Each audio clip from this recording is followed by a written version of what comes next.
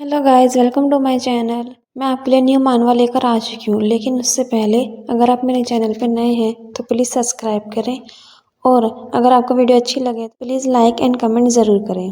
तो न्यू मानवा स्टार्ट होता है। तो स्टोरी में हमारी जो फीमेल लीड है वो एक असैसिन गिल्ड की बॉस होती है, जिसे मिशन मिलता है हमारे हार्टलेस आर्च ड्यूक को मारने का। लेकिन हमारा मेल लीड हमारी फीमेल लीड से प्यार कर बैठता है। अब हमारी फीमेल लीड मेल लीड के प्यार से कैसे बचेगी, ये हम स्टोरी में देखेंगे। तो कहानी स्टार्ट होती है। हमारी फीमेल लीड का नाम है एटलांटे। हमारे मेल लीड का नाम है लियोनल वियांग। स्टोरी स्टार्ट होती है।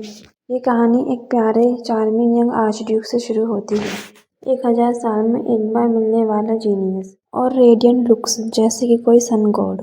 कुछ लोग बताते हैं लियोनल वियांग of the grand duchy of वेनिक।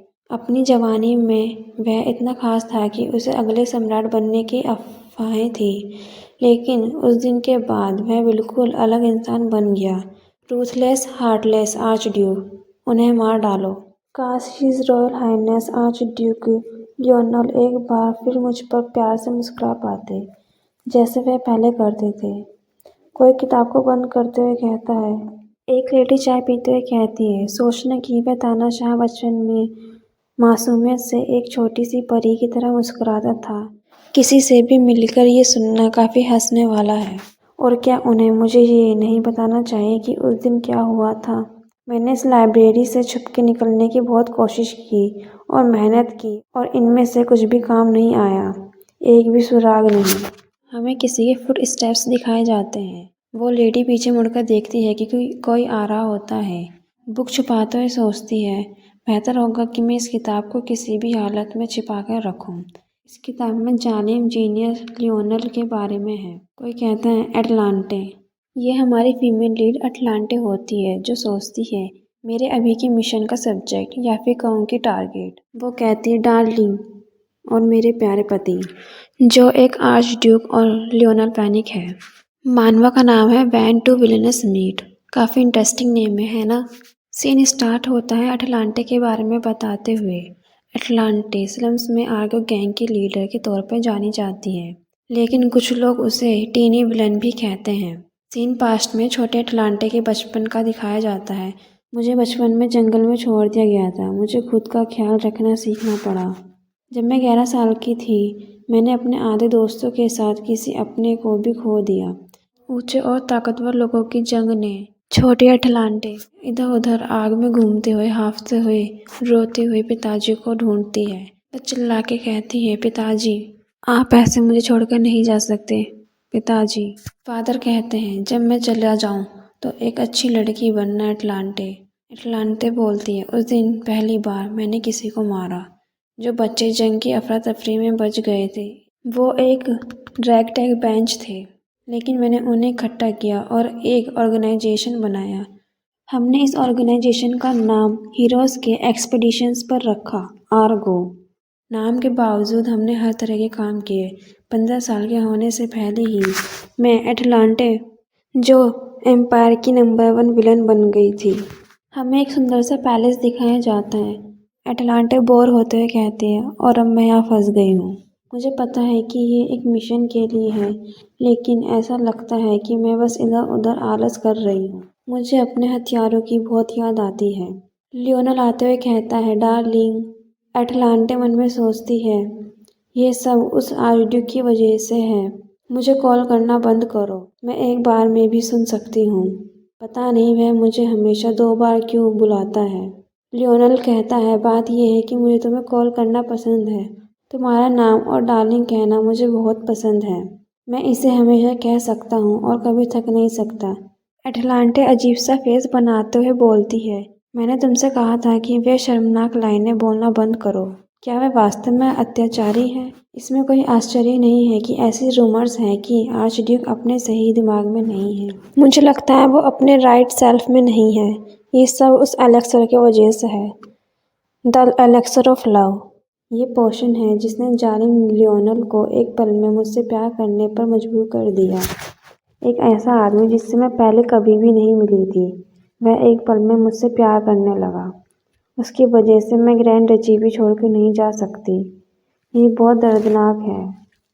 अगर मैं वापस पहले जैसे होना चाहती हूँ तो मुझे जल्दी से एक एंटीडोट बनाना होगा और मुझे जल्दी से अपना मिशन पूरा करना होगा।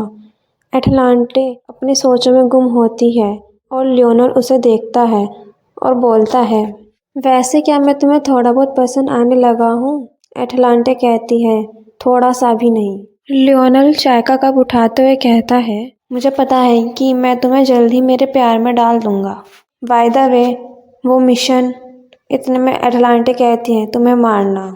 एटलांटे बंदूक की शेप में उंगली दिखाते हुए कहती है, किसी दिन मैं तुम्हें मार डालूंगी। और मन में सोचती है, मैं अपने सीक्रेट्स खुलने नहीं दे सकती। लियोनल मुस्कुराते हुए कहता है, अगर ये तुम्हारे हाथ होंगे तो मैं खुशी खुशी मर जाऊंगा। सीन शिफ्ट होता है। कुछ दिन पहले आगो के ठिकाने पर कोई एटलांटे पर तलवार रखता है। एटलांटे कहती है, ये क्या है? तुम्हें किसने भेजा है? वो बताती है, 4 परिवारों ने, या 7 स्टार ने, या फिर शायद सिसिलियन गैंग ने। एटलांटे और उस बंदे में लड़ाई होती है। एटलांटे उस बंदे को हराते हुए कहती है, जवाब दो और मैं तुम्हें जाने दूंगी। वो बंदा कहता है, एक छोटी सी लड़की इतनी मजबूत कैसे हो सकती है? एटलांटे बोलती है, मैंने जो कहा था मैं उसे वापस लेती हूँ। तुम बिना किसी मदद के मुझे अकेले मारने आए हो।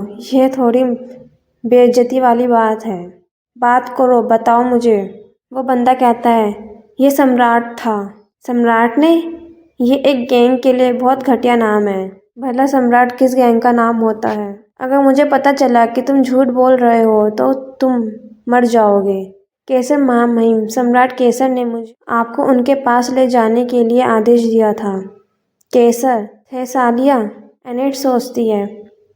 एनेट बताती है, केसर थेसालिया। केसर थेसालिया, थेसालिया साम्राज्य का शासक, जिसका नाम गरीबों में भी जाना जाता है। सीन शिफ्ट होता है। हमें कैसल टाइप में कुछ दिखाया जाता है जहाँ पे एटलांटे चलते हुए सोचती है, आप जानते हैं, मुझे लगा कि मुझे सम्राट के स्थान पर आमंत्रित किया गया है, ना कि किसी अंधेरे तहखाने में। मुझे लगता है कि मेरे जैसा कोई कॉमनर शाही स्थान पर पैर रखने के योग्य नहीं है। योर मैजेस्टी, आप जरूर से एटलांटे होंगी। क्या आप वास्तव में सम्राट हैं? आपको समझाना काफ़ी मुश्किल है, ये कितना मनोरंजक है। एटलांटे उन्हें देखते हुए बताती है, जेट काले बाल और आसमानी नीली आंखें थे सारे शाही परिवार के निशान। ये बिलीव करना काफ़ी मुश्किल है, लेकिन इनके लुक्स को देखकर मेरे पास कोई चॉइस नहीं है विश्वास करने के अलावा। मैजेस्टी कहते हैं, तुम्हारी इनफेमस रेपुटेशन तुमसे मिलकर लगता है अफवाहें सच थी। तुमने बड़ी मुश्किल से मेरे भरोसेमंद गार्ड को छोड़ा। एटलांटे कहती हैं, वह कमज़ोर आदमी एक नाइट था। क्या तुम प्लीज़ मुद्दे पर आ सकते हो? जैसे कि तुम देख सकते हो, मैं रॉयल्टी के आगे झुकने वाले टाइप की नहीं हूँ। मुझे डर है कि मैं जल्दी ही तुम्हें नाराज़ कर सकती हूँ। मैजेस्टी कहते हैं, हम एम्पायर के आम नागरिक जैसे नहीं हैं। एटलांटे बोलती हैं, मेरे साथ पक्का ऐसा बर्ताव कोई नहीं करता। मैजेस्टी कहते हैं, ये छोटी लड़की कितनी बदतमीज़ है।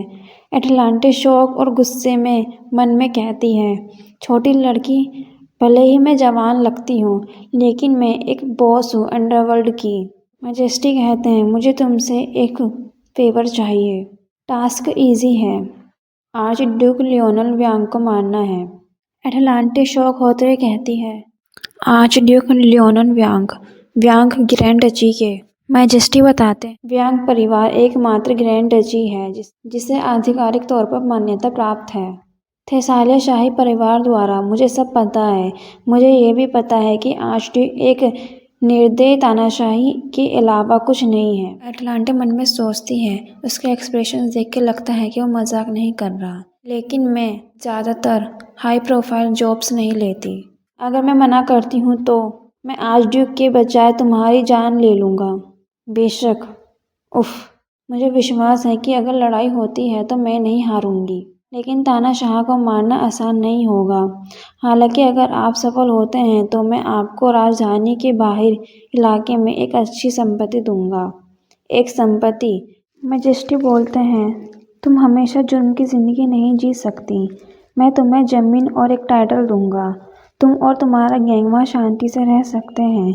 एक रूरल एरिया में एक इम्पीरियल स्टेट है जहाँ तुम्हारे ऑर्गेनाइजेशन के बारे में कोई नहीं जानता। वहाँ एक नई जिंदगी शुरू करने के बारे में तुम्हारा क्या ख्याल है? एटलांटिस सोचती है, एक नई जिंदगी। आर्गो के ज़्यादातर मेंबर बिना सिटीजनशिप के अनाथ हैं। वे ज़मीन नहीं खरीद सकते क्योंकि उनके पास अपनी पहचान साबित करने के कोई तरीके नहीं हैं।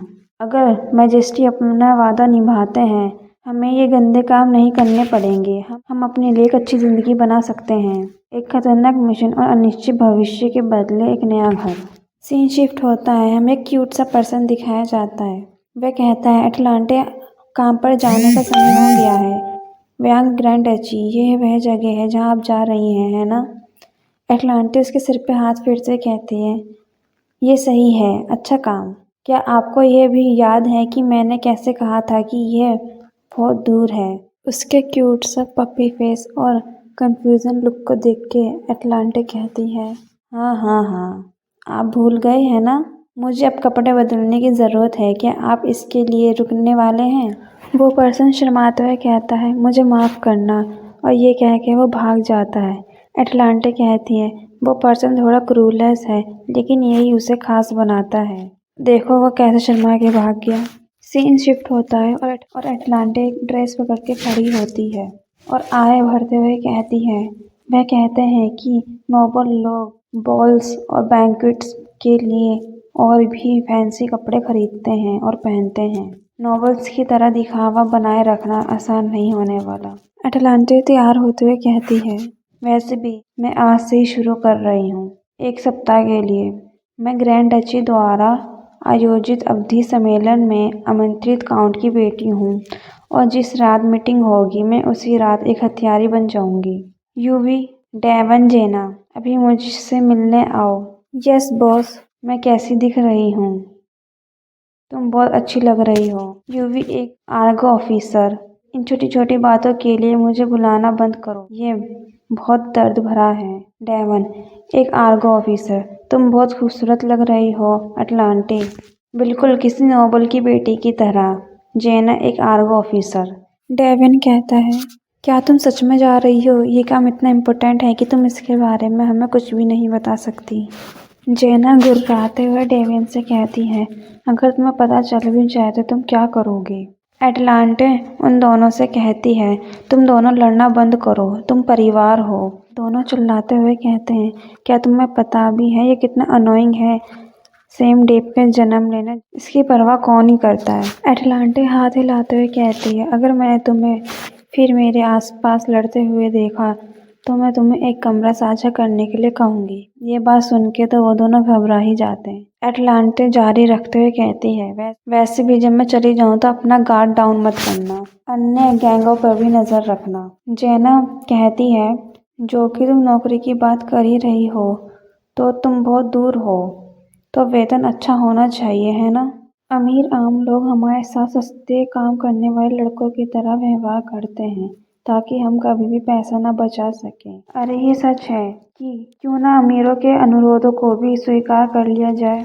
अटलांटे गुस्से में कहती है, अपना मुंह बंद रखो। क्या तुम भूल गई हो अमीरों ने हमारे जैसे लोगों के साथ क्या किया था? सॉरी बॉस, वह सिर्फ एक विचार था। सॉरी। अटलांटे शांत होते और हंसते हुए कहती है, इस बारे में जोक भी मत करो। अच्छा, मैं तुम्हें अब ये बता दूं कि हम बहुत समय तक एक दूसरे को नहीं देख पाएंगे। फिर कुछ सोचती है एटलांटे और बाहर जाते हुए बोलती है, लगता है अब समय हो गया। ठीक है, मैं जा रही हूँ, और हाथ हिलाते हुए कहती है सबको अलविदा करते हुए, जब मैं जाऊँ तो किले को संभाल के रखना। तानाशाह आर्चड्यूक को मारने जा रही हूँ। सीन शिफ्ट होता है और हमें जंगल में एक कैरिज को चलता हुआ दिखाया जाता है। उस कैरिज में एटलांटे बैठी होती है। कोई एटलांटे को घूरते हुए बोलता है, वह छोटी सी चीज आर्गो की बॉस है। वैसे ड्रेस उसे और भी ज्यादा रोल के लायक बनाती है। वो पर्सन पहले की बात सोचता है जब उसे एक लेटर मिलता है। लेटर पढ़ते हुए वो बोलता है, क्या एटलांटे, तुम्हारा मतलब आर्गो की ऑर्गेनाइजेशन वाली एटलांटे? तुम आर्गो के बॉस एटलांटे के साथ ग्रैंड डची के समय समय पर होने वाले सम्मेलन में शामिल होगे। एक हफ्ते तक तुम उसके भाई बनकर रहोगे और साथ में यात्रा करोगे।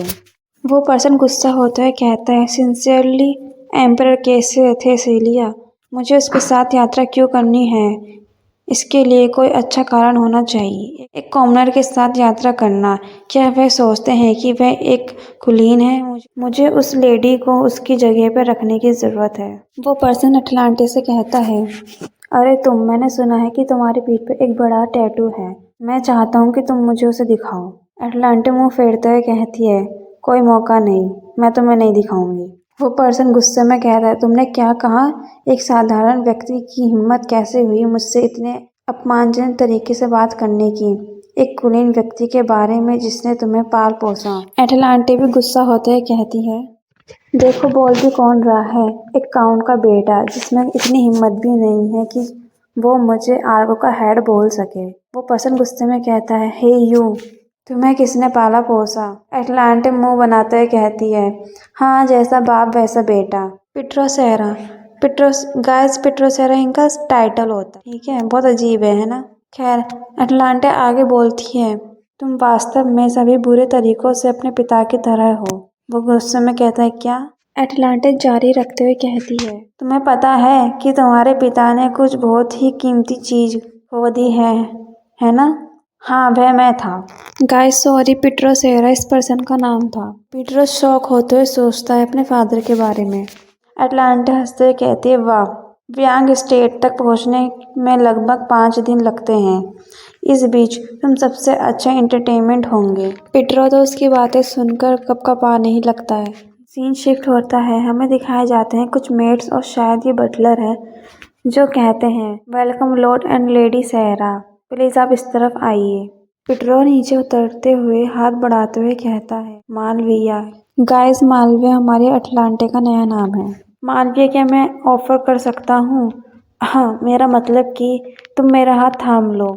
एटलांटे हाथ पकड़ते हुए और उतरते हुए कहती है, थैंक यू ब्रदर। पिटरो एटलांटे के पास विस्पर करते हुए कहता है, जैसे कि मैंने पहले कहा था कि पीरियोडिकल कॉन्फ्रेंस के बाद एक बैंकेट होगा, मुझे पता है मैं बैंकेट में शामिल नहीं होंगी, इसलिए ब्रदर मुझे मत ढूंढना, मुझे अपना काम करना है, ठीक है?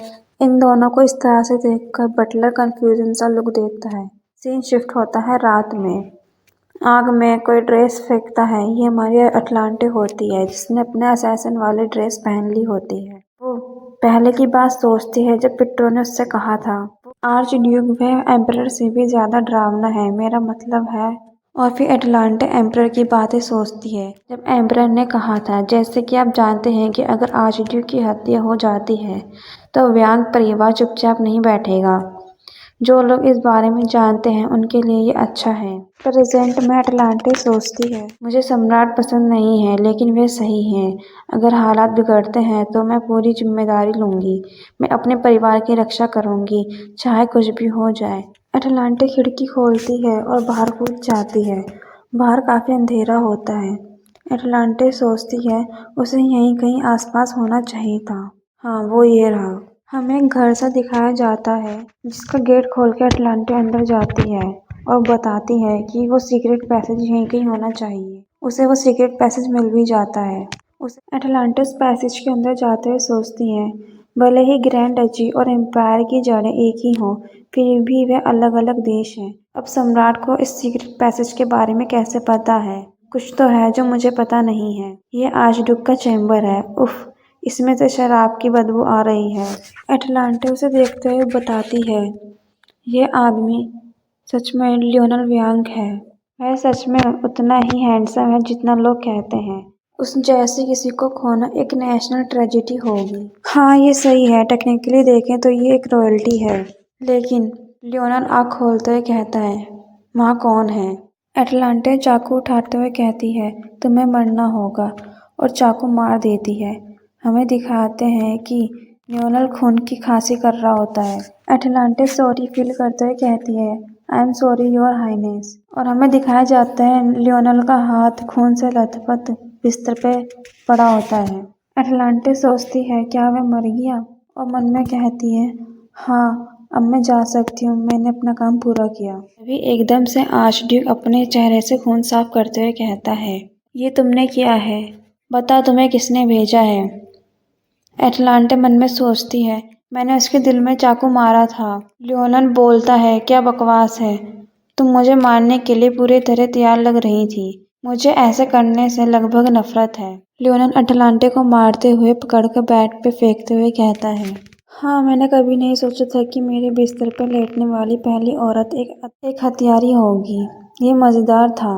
अटलांटे उसे देखते हुए सोचती है, वह लोग उसे तानाशाह कहते हैं और मैं उसकी आंखों में इस पागलपन भरी नज़र से समझ सकती हूँ कि ऐसा क्यों है। लियोनल उसका गला दबाते हुए कहता है, मुझे तुम्हारा नाम जानना अच्छा लगेगा, लेकिन तुम किसी भी तरह से मर चुकी हो। अटलांटे मन में सोचती है, नहीं, अगर मैं यहाँ मर गई तो मेरा परिवार और वह अभी भी जिंदा कैसे है। अटलांटे सोचती है, अब मेरे पास कोई चारा नहीं है। इस पोशन से उसे आराम मिलेगा। यह एक जहर है जो तुम्हारी सांसों को उतनी ही आसानी से रोक देगा जितनी आसानी से नींद आती है। अटलांटे अपने कपकपाते हाथों से उस पोशन को उठाती है। लियोनल कहता है, बस इतना ही जहर? तुम खुद को मारना पसंद करोगी? किसी और के हाथों मारे जाने से तो बेहतर है। अटलांटे पूरी जहर की बोतल पीकर लियोनल को खींचती है और उसे किस कर देती है या फिर खोंकी उसे जहर पिलाती है। हेलो गाइस, एपिसोड 4 स्टार्ट होता है। हमें दिखाया जाता है कि एक लड़की इस पोशन या फिर खोंकी मेडिसिन का नाम बताती है जिसका नाम एनसिग है। यह एक जहर है जो आपकी सांसों को उतनी ही आसानी से रोक देगा जितनी आसानी से नींद आती है। ये मेडिसिन मेरी सारी प्रॉब्लम ख़त्म कर देगा। ये काम कर जाएगा पक्का। ये सारी बातें अटलांटे सोच रही होती है। सीन वहीं से दिखाया जाता है जहाँ पर अटलांटे ने लियोनल को किस किया होता है। लियोनल शौक होते हुए अटलांटे को पीछे धकेलते हुए बोलता है, तुमने आखिरकार मुझे क्या पिलाया?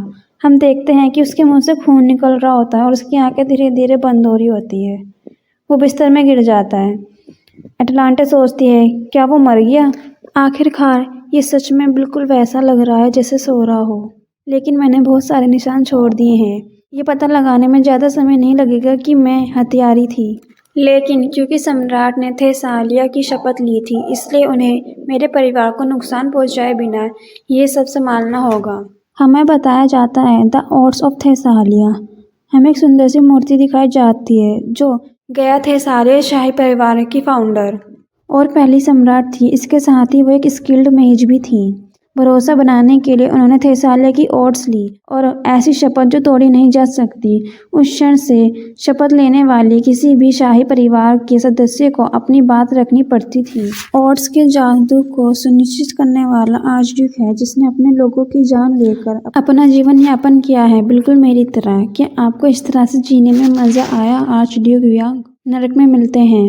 अटलांटे चिल्लाते हुए कहती है, आखिर आप अभी भी कैसे जिंदा हो ड्यूक? यहाँ से सीन शिफ्ट होता है। हमें एक महल दिखाया जाता है जहाँ पे बहुत बुरी तरह से बिजलियाँ कड़क रही होती हैं। हमें खिड़की के अंदर एक लड़की बैठी दिखाई जाती है जो सोचती है, ओहो, ये कैसे हुआ? अस्मा, तुमने ये क्या कर दिया? मैं एनेट को गलत औषधि कैसे दे सकती हूँ? गाइस, इस लेडी को मैं अब से अस्मा बोलूँगी क्योंकि ये कहने में कंफर्टेबल है। अस्मा रोते हुए कहती है, और मुझे इसका एहसास अब हो रहा है 1 साल बाद। अटलांटे, मैंने तुम्हें गलत मेडिसिन दे दी है, प्लीज़ मुझे माफ़ करना, आई एम सॉरी। और तुम्हारा इस्तेमाल करने से पहले मैं इसे असली जहर से बदल दूंगी। पीछे से आवाज़ आती है, सच कहूँ तो मैं हैरान हूँ। सच में कोई हैरानी की बात नहीं है। अस्मा डरते हुए पीछे मुड़ते हुए सोचती है, क्या ये कोई सपना है? क्या मैं सपना देख रही हूँ? मुझे अटलांटे की आवाज़ क्यों सुनाई दे रही है? और कपकपाती आवाज़ से बोलती है, अटलांटे तुम? हम अटलांटे को देखते हैं जो बिल्कुल एक खतरनाक शेरनी की तरह लग रही होती है। मुझे माफ़ करना, लेकिन ये बहुत इंपॉर्टेंट है। मैंने जो तुम्हें पोशन दिया था वो असलियत में। अटलांटे अंदर आते हुए कहती है, हाँ, और शीशा आगे करते हुए कहती है, ये पोशन। अस्मा डरते हुए आंखें बंद कर लेती है क्योंकि उसे लगता है कि अब अटलांटे उसे छोड़ेगी नहीं। लेकिन अटलांटे कहती हैं, आखिर मेडिसिन एग्जैक्टली क्या है? अस्मा धीरे से आंखें खोलती है और देखती है, क्या ये पोशन? और शौक होते हुए बोलती है, वॉट? क्या ये किसी ने पिया तो नहीं? अटलांटे काम डाउन करते हुए बोलती है, साफ साफ बोलो, मैं तुम्हें मारने वाली नहीं हूँ। अस्मा घबराते हुए बोलती है, क्या किसी ने ये पोशन पिया है? अटलांटे कहती है, लेडी एविटा, तुम अचानक क्यों रो रही हो?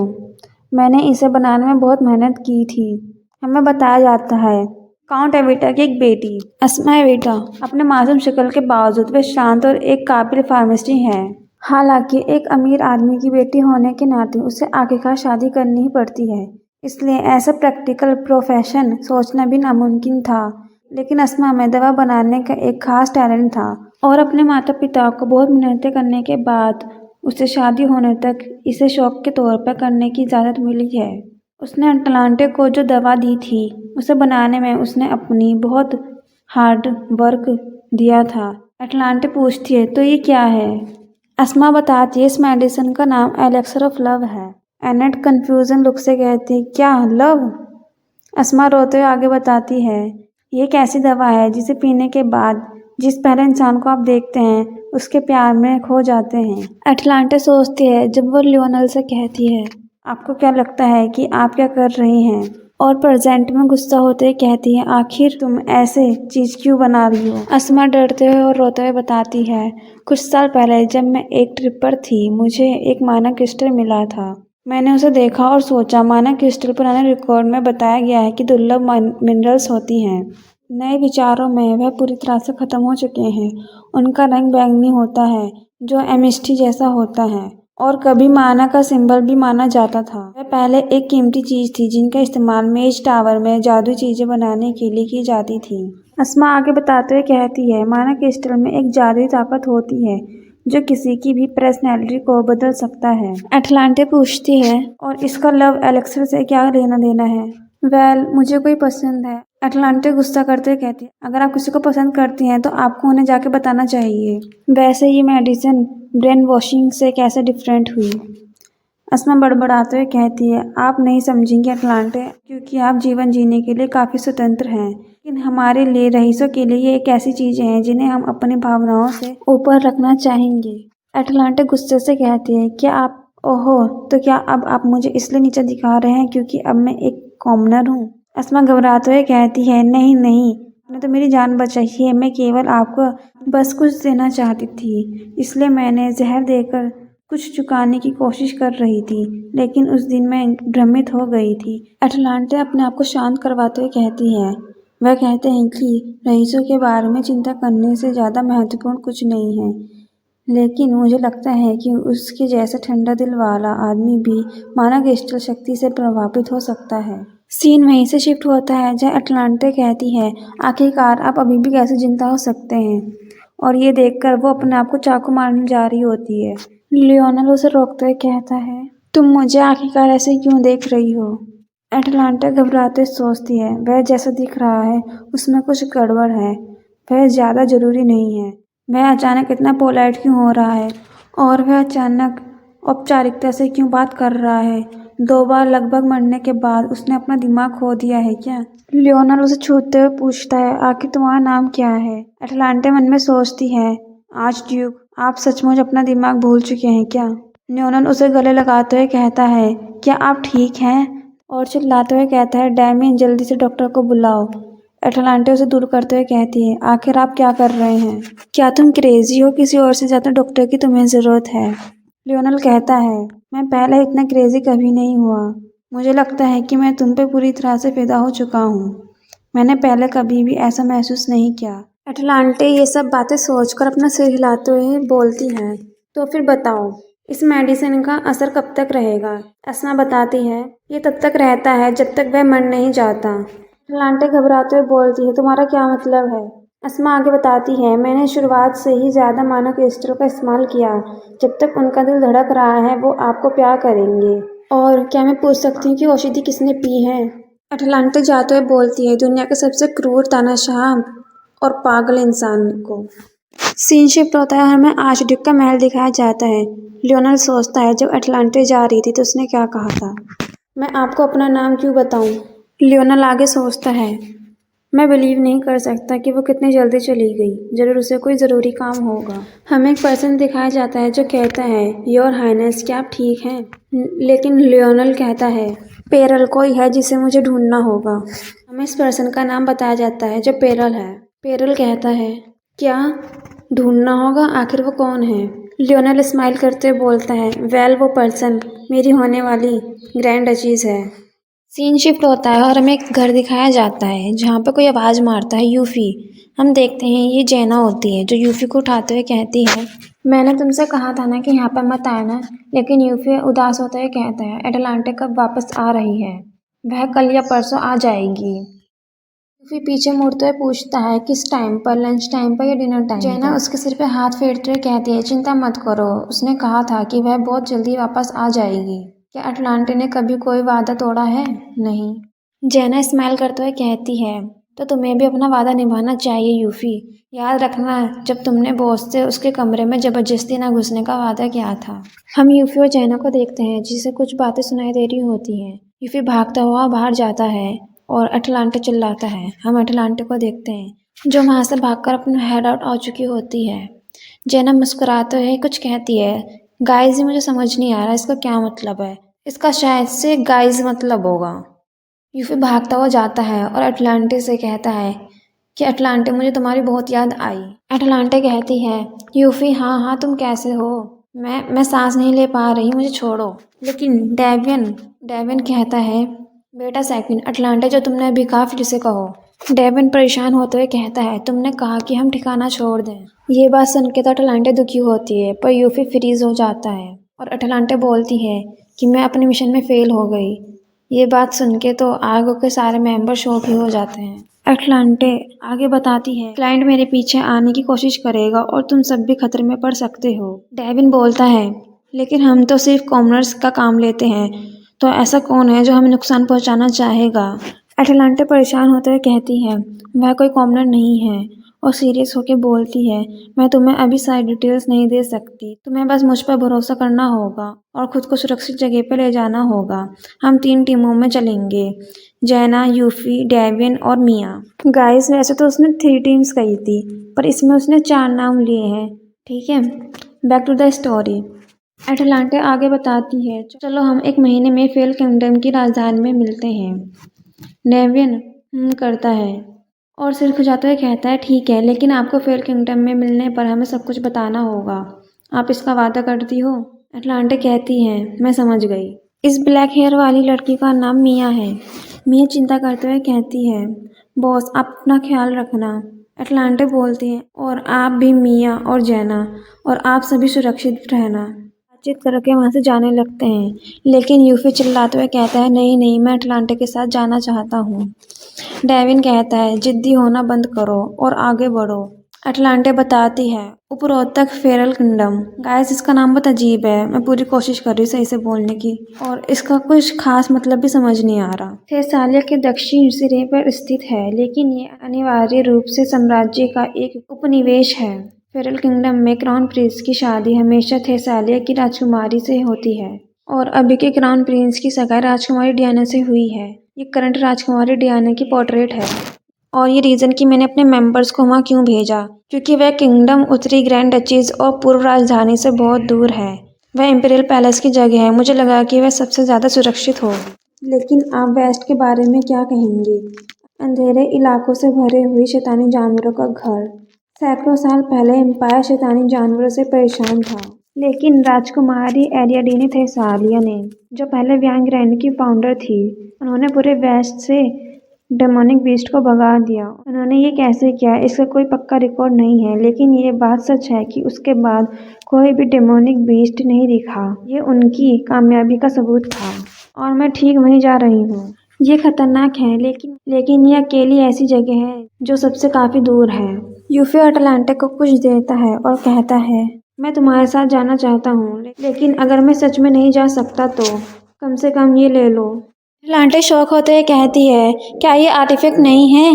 ये तुम्हें कहाँ से मिला, क्योंकि ये तो बहुत रेयर होता है ना। यूफी कहता है और कहाँ से, और बड़ी सी स्माइल के साथ थम्स अप दिखाते हुए कहता है मैंने इसे चुराया है। Guys really I am sorry, पर मेरी जो पपीज़ है ना ये बहुत ज़्यादा शोर कर रहे हैं, तो प्लीज़ एडजस्ट कर लेना।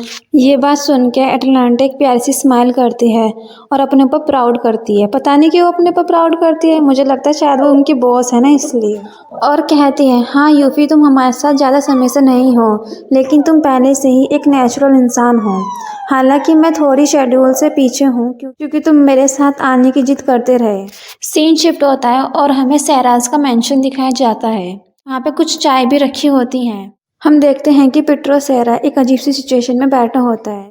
हम देखते हैं कि आर्च ड्यूक लियोनल वियांग उसके सामने बैठे होते हैं और चाय पी रहे होते हैं। पीटर कहता है जब मैंने सुना कि आप रॉयल हाइनेस, कैपिटल आ रहे हैं तो मुझे उम्मीद नहीं थी कि आप हमारे स्टेट आएंगे। लियोनल कहता है, तुम ज़हरा के बेटे हो ना? मुझे याद है कि तुम ग्रैंड डची में पीरियोडिक कॉन्फ्रेंस में गए थे। पिट्रो घबराते हुए सोचता है, ये क्या है, क्या मैंने कुछ गलत किया है?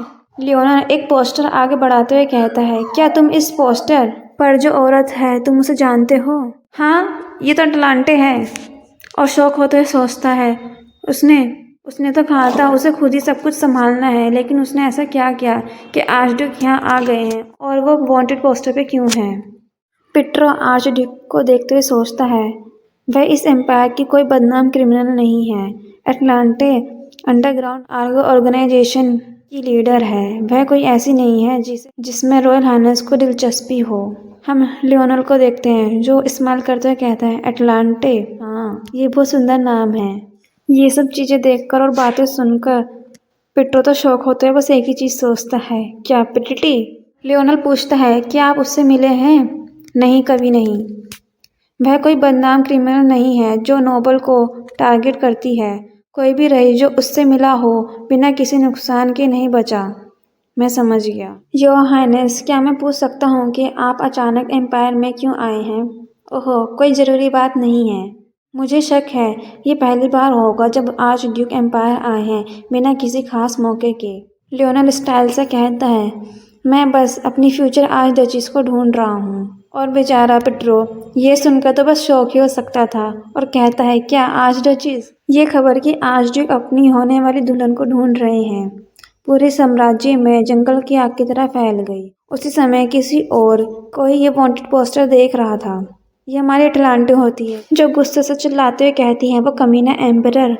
ये कहकर वो अपना मुंह बंद कर लेती है और पीछे मुड़ते हुए देखती है, कोई उसे देख या सुन तो नहीं रहा, और गुस्से से उस पेपर को मोड़ते हुए कहती है, वो बदमाश, मैं यहाँ तक आई हूँ फिर भी राजधानी में इतनी दूर तक ये वांटेड पोस्टर लगे हैं। सम्राट कभी थकता नहीं है ना? खैर, अगर मैं सम्राट होती तो मैं भी उतनी ही हताश होती। अगर ये बात फैल गई कि मैंने आर्चड्यूक वियांग की हत्या में उसका साथ दिया है तो चुनाव अकल्पनीय होगा। आर्गो के बॉस, लाल बाल और बैंगनी आंखें, वांटेड अटलांटे, चार्जेस मर्डर एंड रॉबरी। ये सब पढ़कर अटलांटे उस पोस्टर को अपनी जेब में रखते हुए सोचती है, अच्छी बात है कि पश्चिमी लोग अधिकांश पढ़ नहीं सकते, वह एक बड़ा इनाम भी है। और अपने आप को कवर करते सोचती है, जब मैं इस गांव से आगे निकल जाऊंगी तो वह एक निर्जन जंगल होना चाहिए। आसपास पूछूं क्या? फिर मैं वहाँ आसानी से सांस ले सकती हूँ। अरे तुम वहाँ हो, कोई कहता है, तुम यहाँ के आसपास की नहीं हो, है ना? क्या तुम यात्रा कर रही हो? अटलांटे डरते सोचती है, बकवास, मैं पहले ही एक नंबर मोस्ट वांटेड भगोड़ी हूँ और अंडरवर्ल्ड के बॉस में मैं पकड़ी जा चुकी हूँ। हाँ, मैं हूँ, कुछ रिश्तेदारों से मिलने उत्तर की ओर आई थी। अकेले? नहीं, मेरे माता पिता एक सराय में रुके हैं। वे रास्ते में मिस मीगेन की सराय में हैं। मुझे वेस्टर्न इलाके में आए हुए काफ़ी समय हो गया है, इसलिए मैं बस अकेले ही इधर उधर घूम रही थी। ये सुन के वो आदमी कुछ सोच रहा होता है, पर हमारी अटलांटे मन में सोचती है, प्लीज़ बस चले जाओ यहाँ से। मैं आर्चड्यूक जैसी नहीं हूँ जो किसी को भी बिना किसी रीज़न के मारती फिरूँ। रुको, भला मैं उस आदमी के बारे में क्यों सोच रही हूँ? लेकिन तुमने अपना हुड ऊपर क्यों किया हुआ है? इसे नीचे करो। और ये कहकर उसकी तरफ हाथ बढ़ाता है। अटलांटे को तो कुछ समझ ही नहीं आता। अटलांटे अपना फेस सीधा करते हुए सोचती है, क्या तुम मेरे चेहरा देखने की कोशिश कर रहे हो? कोई चांस नहीं। और बोलती है, मुझे सूरज की रोशनी से एलर्जी है, यहाँ का सूरज उत्तर की तुलना में बहुत तेज है। कोई बोलता है, कैप्टन ऑरलैंडो, हमें अभी खबर मिली है कि रिपोर्ट के हुलिये से मिलती जुलती एक औरत वेली जंगल के पास देखी गई है। ये सुनकर अटलांटे अपने मन में सोचती है, अगर उसने मेरा चेहरा देख लिया होता तो मैं बड़ी मुश्किल में पड़ जाती। कैप्टन अटलांटे से कहते हैं, यंग लेडी, अकेले घूमते समय सावधान रहे। अफवाह है कि इस इलाके में एक बदनाम गैंग लीडर है। अटलांटे सर झुकाते कहते हैं, यस सर, मैं ध्यान रखूंगी। कैप्टन बाकी सबसे कहता है, चलो चलते हैं। अटलांटे उसे जाते हुए देखती है और सोचती है, रूमर्स तो बहुत तेजी से फैलती जा रही हैं, मुझे जल्दी से जल्दी इस गांव से निकलना होगा। सीन शिफ्ट होता है, हमें आर्चड्यूक का कैसल दिखाया जाता है जहाँ पे पेरल चिल्लाते हुए कहता है, योर हाइनेस, बिना पहले से इजाज़त के शाही जगह पर आना ये एडिकेट्स का बहुत बड़ा उल्लंघन है। ऐसा आपको नहीं करना चाहिए। आप शायद ही कभी वियांग स्टेट के आगे एक नज़र डालते हैं। पेरल और भी परेशान होते हुए कहता है, सैनिक और नौकर उस महिला को बिना थके ढूंढ रहे हैं जिसका आपने जिक्र किया था। प्लीज योर हाइनेस, आप टाउन हाउस लौट जाएं और आराम करें। लियोनल कहता है, पैरल आपको क्या लगता है कि मैं यहाँ किसके लिए हूँ?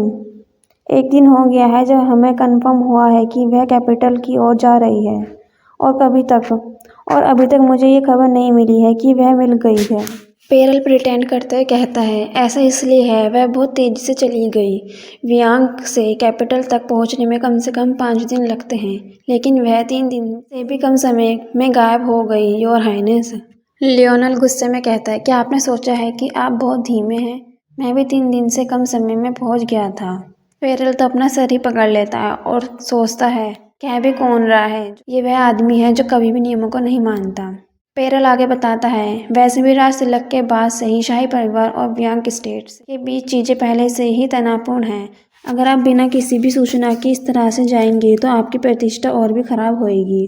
पेरल लियोनल को देखकर मन में सोचता है, मुझे अच्छी तरह से पता है कि मैं किसी साधारण लॉर्ड की सेवा नहीं करता। मुझे आर्चड्यूक लियोनल वियांग के बारे में फैली बुरी अफवाहों के बारे में पता है।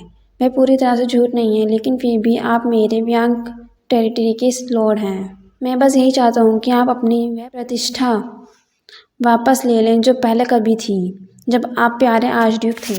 लियोनल उसे देखते हुए कहता है, मेरी प्रतिष्ठा ऐसे ही खराब नहीं हो सकती। पेरल कहता है, पर फिर भी योर हाइनेस। लियोनल कहता है, चलो चलते हैं, इस काम को निपटाएं। ये बात सुन के पेरल लियोनल को देखता है। लियोनल कहता है, जब मैं उसे ढूंढ लूंगा तो मैं उसकी और पोर्ट्रेट को देखते हुए मन में सोचता है, मैं उसकी मुस्कुराहट को देखकर लगभग खो गया था। लियोनल को इस तरह से देखकर पेरल तो स्टैचू ही बन जाता है और होश में आते हुए कहता है, मैं तो एक मोमेंट के लिए मिसमराइज्ड ही हो गया था उनकी स्माइल देखकर। ये बहुत अच्छी बात है कि आप एक महिला में रुचि रखते हैं, लेकिन तुम इतने लट्टू क्यों हो एक ऐसे अपराधी पर जो साम्राज्य द्वारा वांटेड है? पेरल मन में रोते हुए कहता है, तुम्हें नहीं पता है कि पूरे साम्राज्य में उसका वांटेड पोस्टर देखकर मैं कितना हैरान था।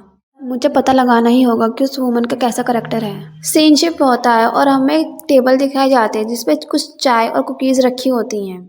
हमें वहाँ पर लियोनल और मैजेस्टी दिखाए जाते हैं जो आपस में कुछ बात कर रहे होते हैं। मैजेस्टी कहते हैं, ग्रैंड ड्यूक अनप्लान ट्रिप पर आए हैं राजधानी में। ऐसा लगता है कि आप अभी भी काफ़ी यंग हैं। जब आप यंग दिखते थे तब से आपका पूरा आचरण काफ़ी बदल गया है। जब मैंने आपको 1 साल पहले कहा था कि तब भी मैंने ऐसा ही सोचा था कि शायद बस ये भयानक आग थी। मैं केवल कल्पना ही कर सकता हूँ कि इसने आपको कितना दुख पहुँचाया होगा।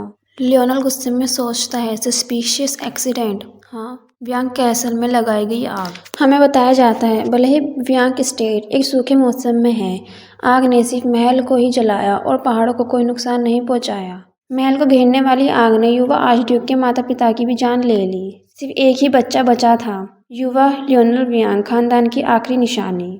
लियोनल शांति से कहता है, मैं इस बारे में कोई बातचीत नहीं करना चाहूँगा। मैजेस्टी कहते हैं, हाँ, ये एक भयानक हादसा था जो इंसानी कंट्रोल से बाहर था। मैजेस्टी मन में सोचते हैं, एक नेचुरल डिजास्टर। ऐसे में आग के बाद लियोनल सबका ध्यान खींचने लगा था। जैसे जैसे वह बड़ा होता गया उसका नेचर और बेरहम होता गया और लोगों को शक होने लगा कि आग उसी की वजह से तो नहीं लगी थी। लियोनल चाय का कप नीचे रखते हुए बोलता है, मैंने आज मैजेस्टी से मिलने की रिक्वेस्ट इसलिए की थी क्योंकि मुझे उनसे कुछ पूछना है। ये सुनकर तो गार्ड शौक के साथ, ठीक है तो फिर मैं सीधे बात करूँगा।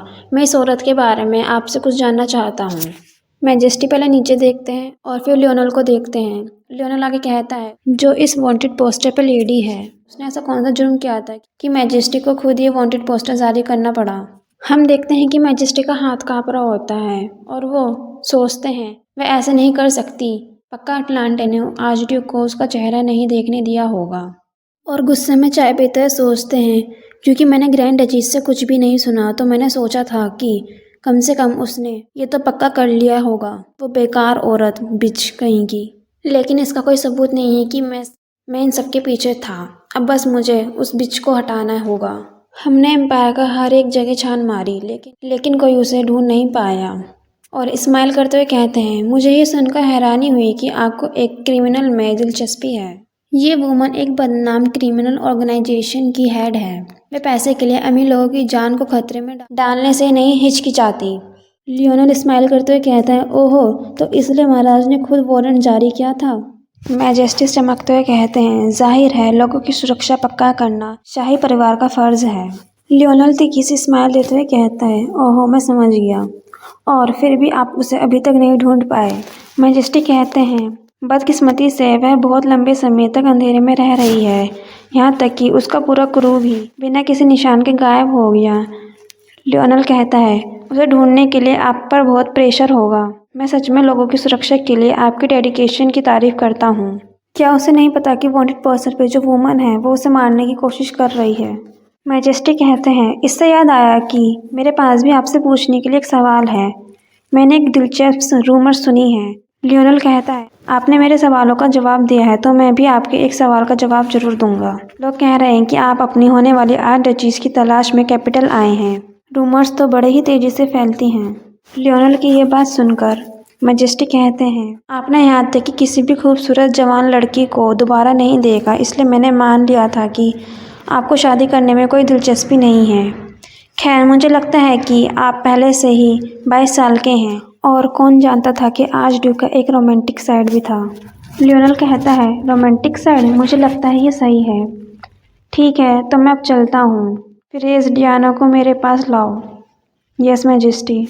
सबके जाने के बाद मैजेस्टी अकेले होते हैं और मन में सोचते हैं, तो व्यांग के घमंडी आर्चड्यूक को भी लेजिटिमेसी की ज़रूरत महसूस होती है और गुस्से में सोचते हैं, उसके पास टाइटल हो सकता है लेकिन बिना मंगेतर और बिना शादी के उसकी स्थिति नाजुक और अधूरी है। कोई गेट नॉक करता है। मैजेस्टी कहते हैं, अंदर आए। हम देखते हैं एक सुंदर सी लेडी अंदर आती है और बोलती है, आपने मुझे बुलाया महाराज? मैजेस्टी उसे देखते हुए कहते हैं, काफ़ी समय हो गया है हमें मिले हुए, आओ और यहाँ बैठो। ये लेडी प्रिंसेस डियाना है। प्रिंसेस डियाना टेबल को देखते हुए मन में सोचती हैं, इन्होंने टेबल साफ भी नहीं की थी और मुझे बुला लिया गया। यहाँ कोई विजिटर आया था क्या योर मैजेस्टी? मैजेस्टी बताते हैं, ग्रैंड ड्यूक लियोनल व्यांग ने विजिट किया था।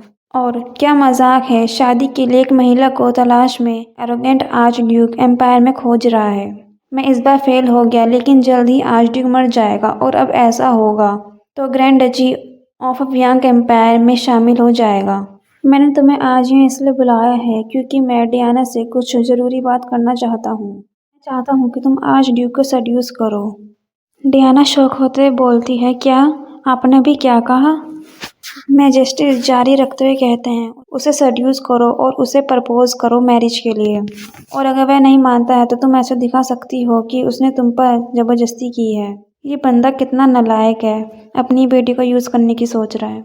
ये हमारे लिए ग्रैंड डची पर कब्जा करने की एक शानदार मौका है। सीन शिफ्ट होता है, हमें रात के जंगल का सीन दिखाया जाता है जहाँ पे एटलांटे बैठी होती है। मुझे लगता है कि मुझे आज रात यहीं सोना चाहिए। बस एक और हफ्ता और मैं डार्क लैंड पर पहुंच जाऊंगी। फिर मैं आखिरकार छिपना बंद कर सकती हूँ। हम देखते हैं कि एटलांटे की आंखें धीरे धीरे बंद हो रही होती है। एटलांटे सोचती है, आई होप वो लोग सभी सुरक्षित रूप से फेरी किंगडम पहुंच गए होंगे और एक बार जब मैं अपने क्रू से मिल जाऊंगी तो फिर मैं पता लगाऊंगी कि आर्चड्यूक कैसे बच गया। और ये कह के वो पूरी तरह से सो जाती है। कोई चिल्लाता है, आ! एटलांटे ये आवाज़ सुन के झटके से उठती है और सोचती है, आधी रात में इस जंगल के अंदर कौन घूम रहा है? मैं अभी जागी हूँ, क्या ये हो सकता है? एटलांटे खड़ी होती है और जाते हुए देखती है, आहा, मैंने तुम्हें ढूंढ लिया। हम देखते हैं एटलांटे ने जिसे ढूंढा होता है वो एक गार्ड और एक बहुत बड़ा वुल्फ होता है जिसके मुंह से पानी टपक रहा होता है अपना खाना देखकर। एटलांटे तो उसे देखकर कैजुअली कहती है, ये तो बस एक भेड़िया है। वह बहुत जोर से चिल्लाया, मुझे तो लगा था यहाँ एक ड्रैगन होगा। हम उस बंदे को देखते हैं जिसकी हालत बहुत ही बुरी हो रही होती है। एटलांटे बिना डरे उसके पास जाते पूछती है, क्या तुम ठीक हो? गार्ड पीछे मुड़कर देखता है। हम देखते हैं बेचारी गार्ड की शक्ल रोने वाली हो रही होती है। बेचारा कितना कपकपा रहा है। लेकिन हमारी एटलांटे ये तो अलग ही उसमें होती है। अनोइंग सा फेस बनाते हुए सोचती है, ये तो बस एक कोई और गार्ड है। क्या मुझे बस यहाँ से चले जाना चाहिए? गार्ड एटलांटे के सामने खड़े होते पूछता है, तुम्हारी जैसी यंग लेडी यहाँ क्या कर रही है? कोई बात नहीं, बस भागो यहाँ से। एटलांटे स्माइल करते हुए सोचती है, वह खुद एक भूखे आदमखोर भेड़िया के सामने ज़्यादा देर तक खड़ा नहीं हो सकता और फिर भी वह दूसरे की जान बचा रहा है। खैर वो उस तरह का लगता है जो दूसरों की जान बचाता है। क्या मैं उसकी जान बचा लूँ इस वुल्फ से? गार्ड एटलांटे को देखते हुए बोलता है, तुम अभी भी यहाँ क्या कर रही हो? जल्दी से भागो। हम एटलांटे को देखते हैं अपनी फुल कूल एंट्री के साथ हल्की सी स्कर्ट उठाती है जहाँ पर उसके वेपन्स रखे होते हैं। लेकिन हमारा बेचारा गार्ड घबराते हुए कहता है तुम ये क्या कर रही हो, इंडिसेंट सी चीजें। पर हमारी प्यारी सी एटलांटे कंफ्यूज लुक के साथ कहती है इसमें इतना इंडिसेंट क्या है, रुको। अगर मैं आधी रात में कोई गोली चलाती हूँ तो गार्ड तुरंत आ जाएंगे। एटलांटे ये अजीब से एक्सप्रेशंस कहाँ से लाती है। फिर से एटलांटे एक अजीब से एक्सप्रेशंस के साथ बोलती है, अरे क्या तुम जीना चाहते हो? गार्ड भी गुस्से में बोलता है, ऑफ कोर्स मैं जीना चाहता हूँ, लेकिन तुम्हारे हाथ में तलवार बहुत अच्छी लग रही है, पर तुम उसको यूज़ क्यों नहीं करते? गार्ड पीछे मुड़ते हुए कहता है क्योंकि हम देखते हैं उसके पीछे जो बड़ा सा वुल्फ होता है वो उसे खाने आ रहा होता है। ये देखकर गार्ड तो रोने लगता है और तलवार छोड़कर अपने सिर पकड़ते हुए कहता है चिल्लाते हुए, मदर फादर जेना। गार्ड धीरे से आंखें खोलते हुए सोचता है वो अभी तक ठीक है और ये कैसी अजीब सी आवाज़ थी। हम गार्ड को देखते हैं जो शौक होते हुए सोचता है, नो वे, क्या वो लड़की अभी अभी भी यहाँ है? हम एटलांटे को देखते हैं जो वुल्फ के सामने खड़ी होती है और दूसरे ही पल में वुल्फ नीचे गिरा पड़ा होता है। एटलांटे तो बेफिक्र होते हुए कहती है तुम ये पकड़ो। हम देखते हैं एक तरफ वुल्फ मरा पड़ा होता है और बीच में हमारी एटलांटे होती है, उसके बराबर में गार्ड अभी भी खड़ा होकर ये सब समझने की कोशिश कर रहा होता है। एटलांटे कहते हैं क्या तुम इसे मारने का क्रेडिट लेना चाहोगे?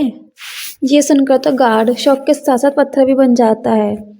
एटलांटे तो कहती है खैर अब मैं चलती हूँ, मुझे नहीं लगता कि वो मुझे पहचान पाया कि मैं वांटेड क्रिमिनल हूँ।